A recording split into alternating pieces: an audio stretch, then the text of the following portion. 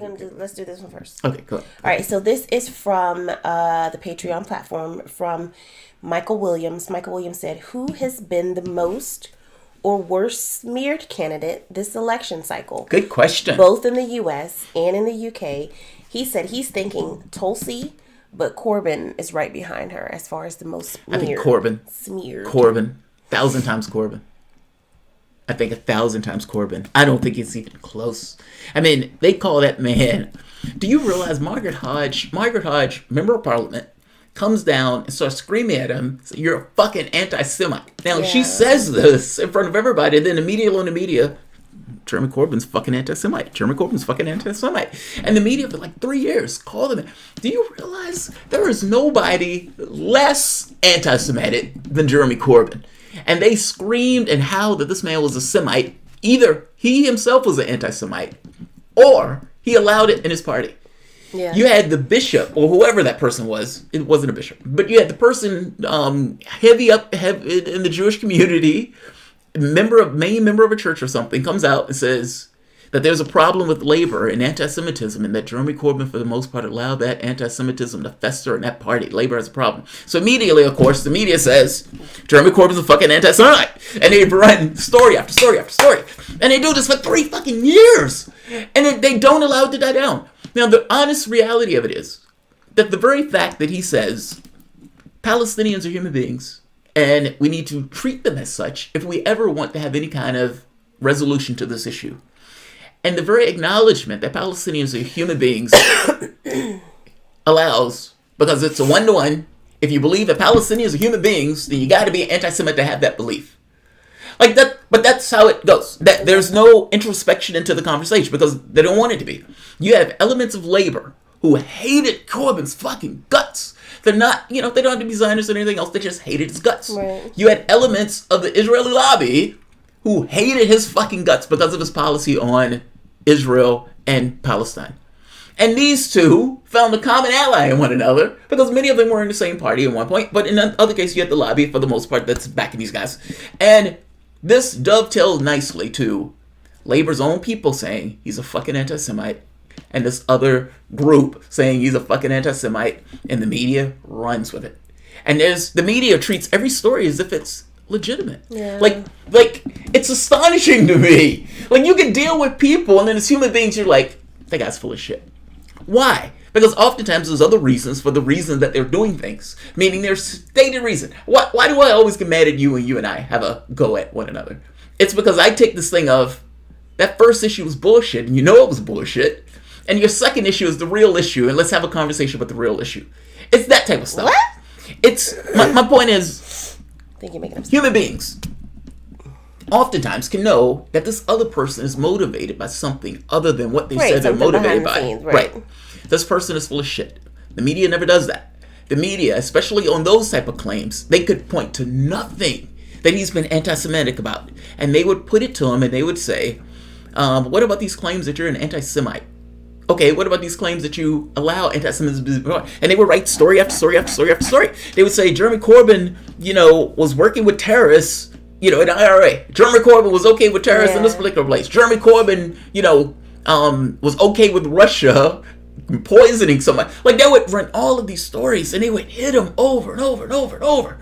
And you have people in the media in the UK who hate his guts. You have people in the media who work with the political party apparatus, just like in the United States, that hate his guts. And all of these things was leveled against him.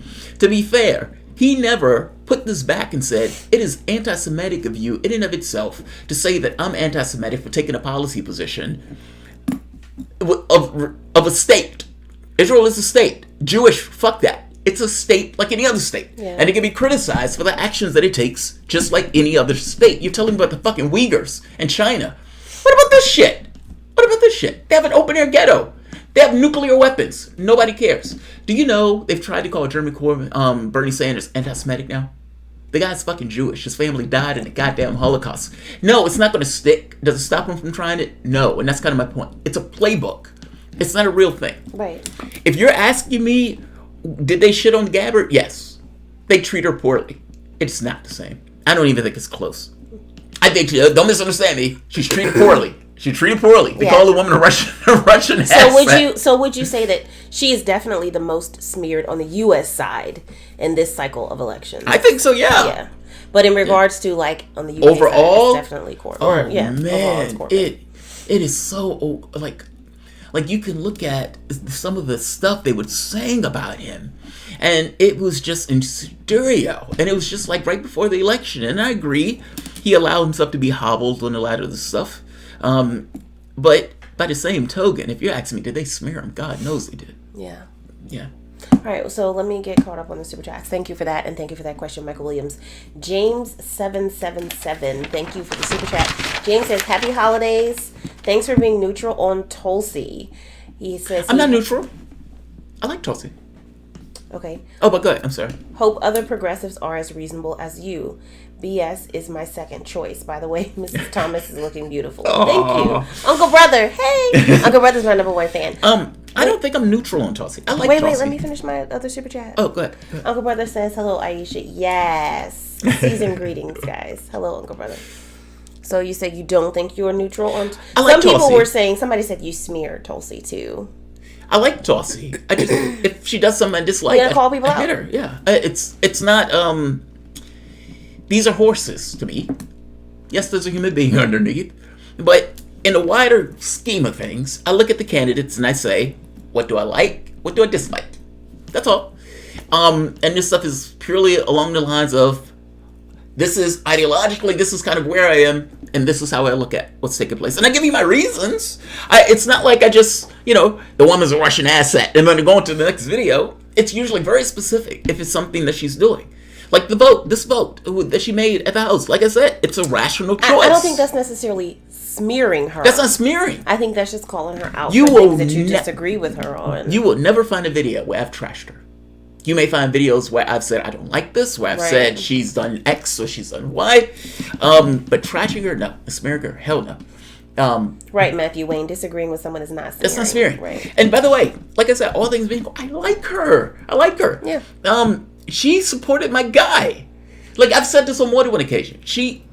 Look, Clinton has this notion of loyalty. So do I. And this is a rule set that we are in. She stepped down and took all of this shit to support my guy. Why would I dislike her? Like, almost just by definition, just as breathing, I have this notion of fondness for her because she was willing to do it. So there's never a situation where I'm trashing her. But I do disagree with her at times. And she is not the person who I'm backing in this race. Sanders is. Right. But that's, it's not the same thing. Of anybody else in this race, she's probably the one I like the most outside of Sanders. Okay.